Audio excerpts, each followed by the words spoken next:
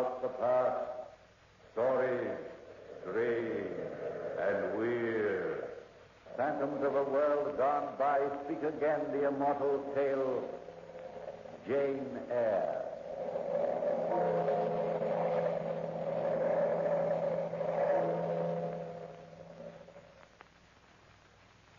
Dear Diary, March 1st, 1864. I left my aunt's house early this morning and arrived at Thornfield Manor at 5 o'clock this afternoon. The house was dark and gloomy, and the winding path that leads to the house is shadowed by old trees. I like old trees usually, but these trees are gnarled and bent, like gnarled, bent old men. And the limbs which reached out over the path reminded me of long, bony fingers which were reaching out, trying to choke me.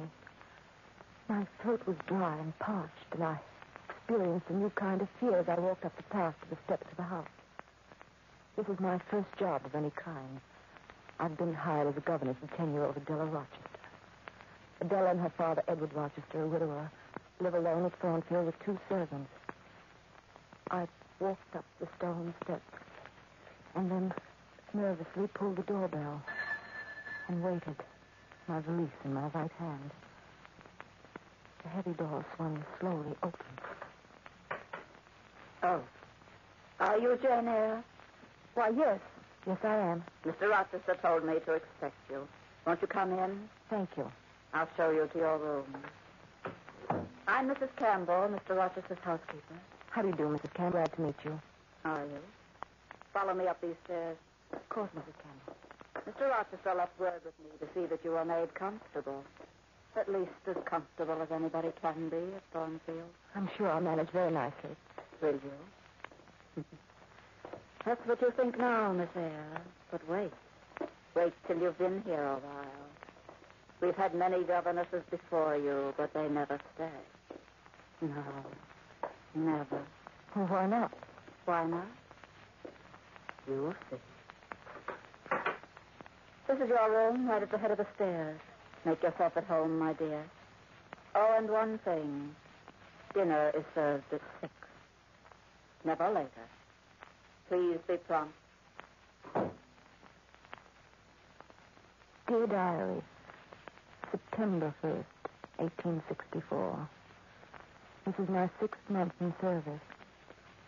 Looking back, I have no regrets. I spent many evenings talking to Edward Rochester. Unforgettably pleasant evenings. Happy evenings listening to the soft, pleasant murmur of his voice. But there's a shadow of some strange, remote misery that seemed to cling to the house. A shadow of something that I can't fathom. I never ask. I don't dare intrude my curiosity, idle curiosity, into a family secret. However, strange events took place this evening when Adela, my student, and I were sitting in the living room alone. There was a warm fire burning in the fireplace, and though it was well past Adela's usual study period, we were reviewing her geography. I think I remember the English seaboard towns. Well, just the eastern coast, dear. Now, you start with Tinmouth.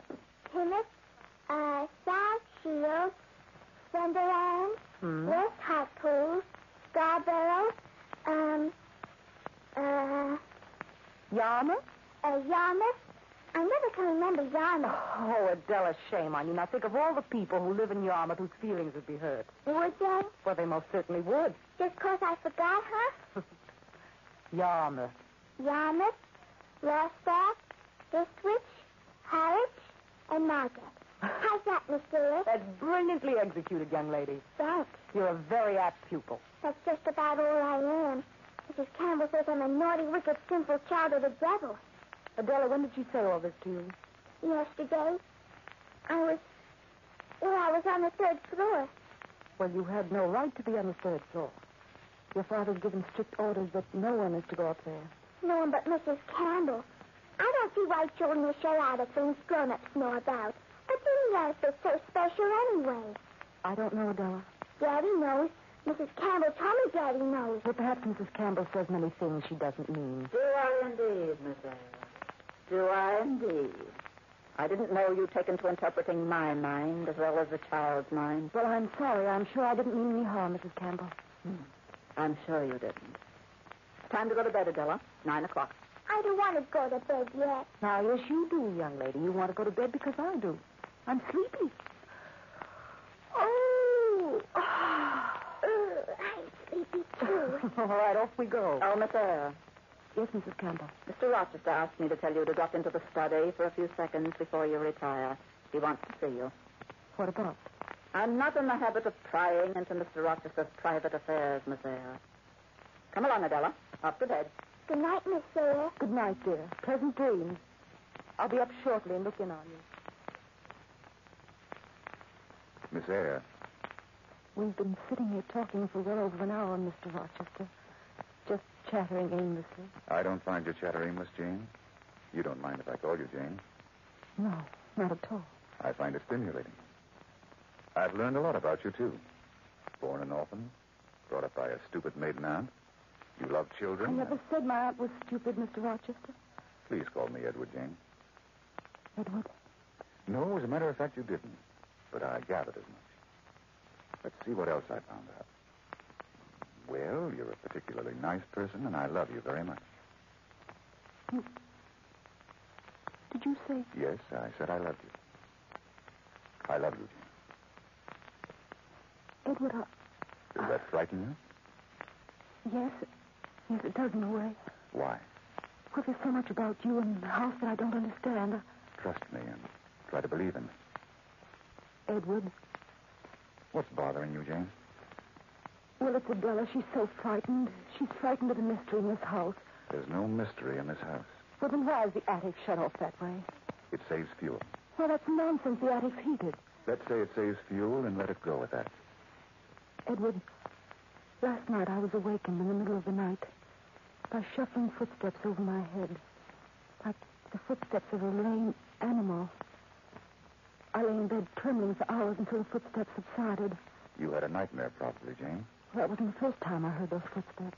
Probably Mrs. Campbell rummaging up there. She has insomnia at times. Mrs. Campbell doesn't walk on all fours, Edward. Well, probably the wind. Adela heard it, too. Let's say it's the wind and forget it, shall we? Sorry. I shouldn't have started to talk about it, but you asked me to trust you. And you can? Well, you make it a little difficult, don't you? Jane, Yes, I guess I do. Where are you going? To bed early. I'm frightfully tired. No matter what happens, Jane, believe this one thing. I do love you. I love you more than I ever believed I could love anyone. Good night and sleep well.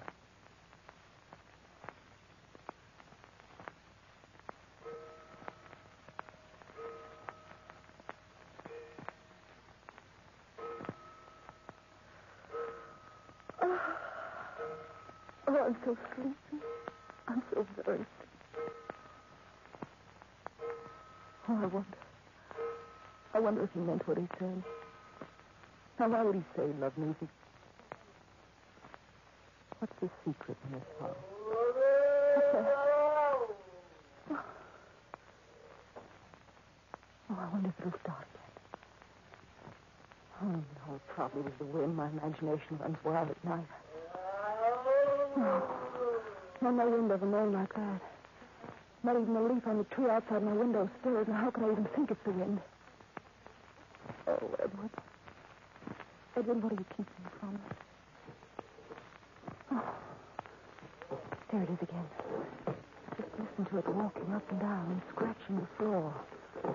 Like an animal of some kind. A cage. Just listen to it. Oh, what could that be?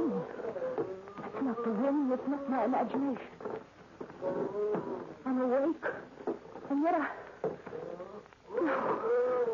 No, that thing's got to stop. It's got to stop. No! Miss Eyre! Yes, Adela, wait, I'll open the door. Adela. Listen to that. I'm scared. Of course you are, Adela, child. Of course you are.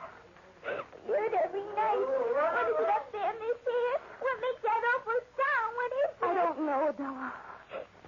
Poor child. Nothing at all, darling.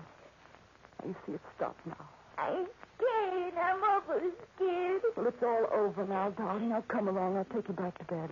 I knew what it was after I tell my daddy and he'd make it stop. I'll come to you back to bed. Would he make it stop, Miss Eyre, wouldn't he? I'm so scared, so scared. Now hop into bed again, Della. And I'll stay right here next to you until you fall asleep. Never used to be like that, never. No? When did this start, Della? Just in the last year or so. Of course, I was never allowed in the attic, never. Shouldn't say never, because I don't remember everything, never. I'm sleepy. When you go back to sleep, Adela, you sleep, darling. I'll pull the covers way up over you. Like this. There now. This door. Yes, they must be behind this door. I see Mrs. Campbell coming this way out. Just try this door. Yes. This is it. Quite a long flight of stairs. Oh, there it is again. When I just walk up the stairs and look around, I just walk up and have a peek in the keyhole. I shouldn't realize it. What are you doing here, Jim? What are you doing here? Edward. Answer me. What are you doing on these stairs? Please don't look at me like that. Edward, I just can't stay with you long. I can't stay with you. Please, Jane. Please, my darling, stop sobbing. Someday I'll explain everything to you. Honestly, I will. Come along, Steady now. I'll light a fire in the fireplace and have Mrs. Campbell bring us some hot tea. You're so thoughtful, Edward. You're so thoughtful. And be careful walking down the stairs. Please forgive me Forgive you? For what? for what I've done, being so disloyal. Any woman would have done exactly what you've done. If only... If only what? If only I could tell you everything, Jane. Why can't you trust me, Edward? I can't trust anybody. Mrs. Campbell knows. Yes, Mrs. Campbell is the only one in the world who knows, Jane. Please, darling, trust me. Did your first wife know? No. No, she died without knowing. Oh, darling. Edward, is this secret the reason why Mrs. Campbell hates me so very much? She doesn't hate you, not really. She's worried about me, that's all. Here's the study. Come in and sit down. Jane. Yes, Edward. Being alone is... Well, it's not good for people, really. When two people are in love, the way we're in love. Yes, Edward. Well, if the obstacles which prevent their getting married can be ignored, if they trust each other. I mean, really trust each other. Edward, what are you trying to say to me? That I love you, Jane. Can you... Well, could you possibly believe in me enough to be my wife? Your wife? Please, darling. But Edward, Trust me. I've been fighting loving you ever since I arrived here, and I'm tired of fighting it. Edward, I'm tired of fighting something that's stronger than I am. You will, then? Yes, Edward Rochester. I'll be your wife. You rang for me, Mr. Rochester. Yes, Mrs. Campbell, I rang for you. Would you bring me a decanter of wine and 3 glasses? 3 glasses, sir. Yes, Mrs. Campbell. I thought perhaps you'd be the first to congratulate the bride and bridegroom to be. Yes. Yes, I'd like to be the first. Congratulations, sir, and a long and happy married life.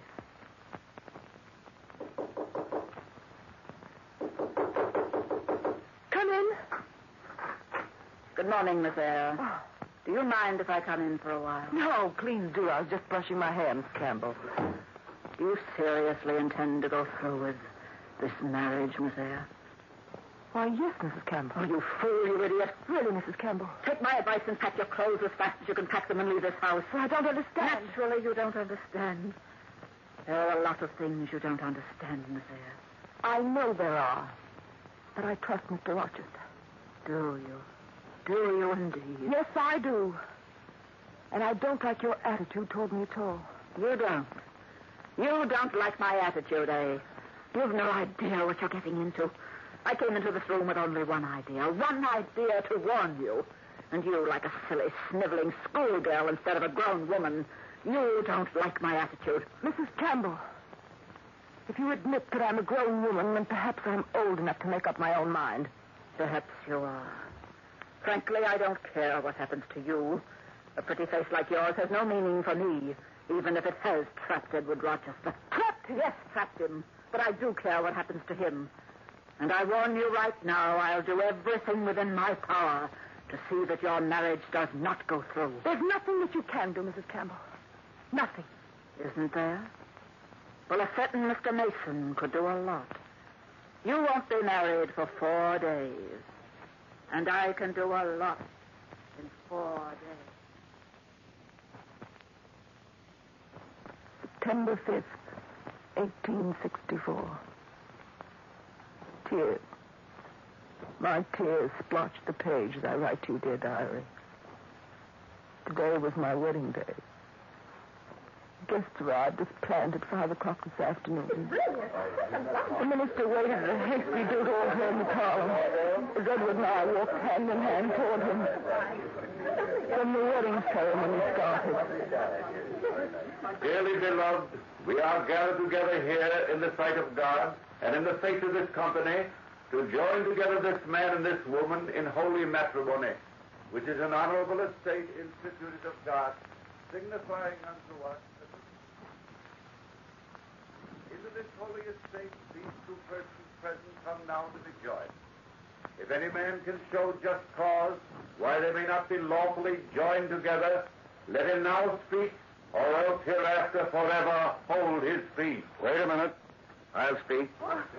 I'll speak, although it should be obvious to others in this room that a marriage between Edward Rochester and anybody is completely illegal. Mason. Yes, it's me, Edward. How did you know? How did I know you were intending to get married?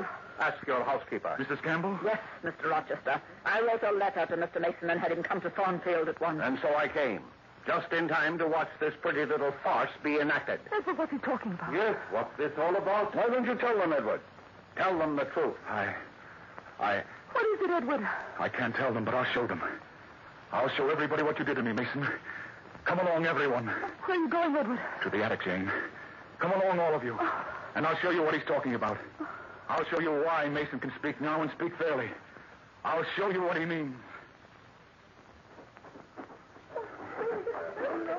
Well, ladies and gentlemen, this is the famous secret attic of my home. Follow me right here to the left. Oh, no. Listen to that, everyone. Listen.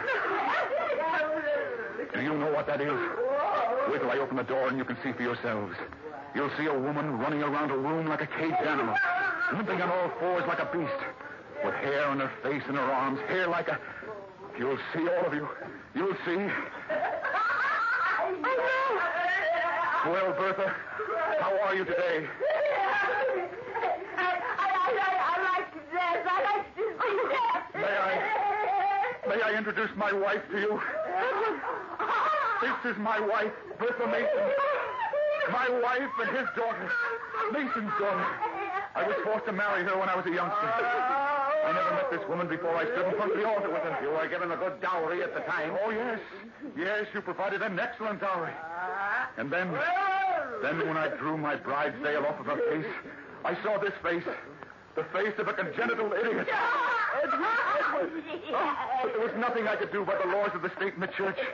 You can't divorce an insane, a hopelessly insane woman. Edward, what of Adela? Adela's not my child. She's adopted. I need some interest in life. I needed someone to care for. And I thought Adela would be the answer to my loneliness. Until I met you, Jane. Oh, until I met you. Edward, my darling, what can I say to you? That you hate me and I don't blame you. I don't hate you, Edward. And I don't blame her. I don't blame her at all. So, diary, so it was that I discovered the secret of the attic. Secret of the tragedy which clung to Thornfield. The guests left the house hurriedly. I went to my room and packed my clothes. Then I walked slowly downstairs, without saying goodbye to anyone, not even to Adela. I was confused and alone. At the foot of the stairs, Mrs. Campbell stopped me. Miss Eyre, are you leaving? Yes, Mrs. Campbell. Please say goodbye to everybody for me. I had to do what I did, Miss Eyre, for his sake and for yours. Yes, I understand. Please don't say any more. Yes, Miss Eyre. Take good care of Mrs. Campbell. I will, my dear. I will. Very good care of him. Goodbye and good luck. She said goodbye. For quite a while, I stood outside the door trying to collect myself. Then I started to walk down the road, alone. Suddenly, I turned around and gazed back at Thornfield. The entire house was on fire. I dropped my suitcase and I ran back as quickly as I could. Mrs. Campbell and Adela were standing outside the house. Mrs. Campbell called out to me. Stand there! Stand there! Yes, Mrs. Campbell! He's trapped up there! Look on the roof! Edward! Edward, darling! Oh, Mrs. Campbell, we've got to help him. We've got to hold him not to go up and help her. That fool of a woman set fire to the place. That's amazing. She's like a child with matches. She's on the roof. Who went up to rescue her? Edward! Edward! Nobody won't get me up! I'm free! I'm free! I'm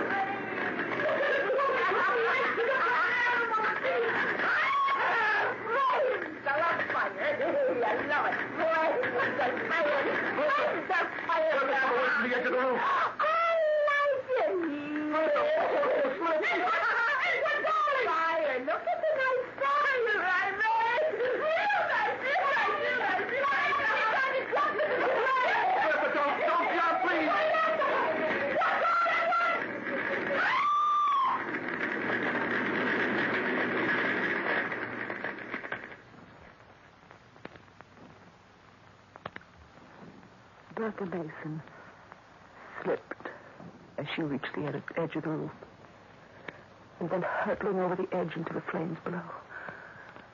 As for Edward, somehow he managed to survive the fire and slip to safety. We took him to the hospital for immediate treatment. Now, as I sit by his bedside, writing to dear diary, gazing at the beloved features I know so well, I conclude the diary of Jane Eyre. Wait I must, perhaps for many months, but wait I will, to become the wife of the man I love. September 5th, 1864.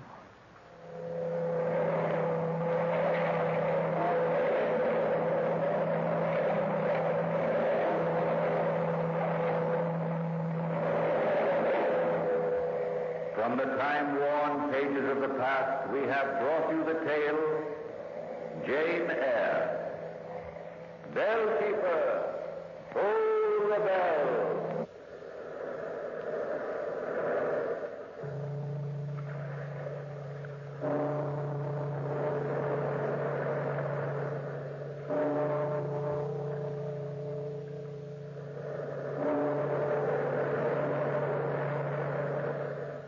This is the United States Armed Forces Radio and Television Service.